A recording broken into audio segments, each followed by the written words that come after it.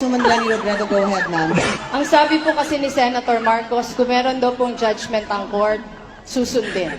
Pero meron pong dalawang judgments, yung US court saka yung Singapore court, na ino-orderan po silang ibalik na nunakaw na yaman. Hanggang ngayon po, hindi pa din sinusunod. Hindi ang pamilya ko ang humahadlang sa pagbayad ng compensation sa human rights. Hindi po yan totoo.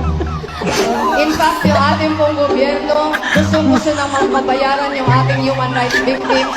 Pero makaunti pa lang nga po yung nakakover ng judgment ng court.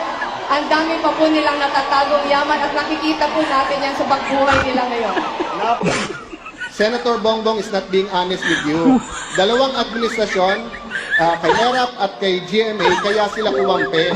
Para nga malakad yung kaso, 1 billion pa ang pending sa court na sila naghahadlang na mapunta na sa gobyerno ang $1 billion. Yan.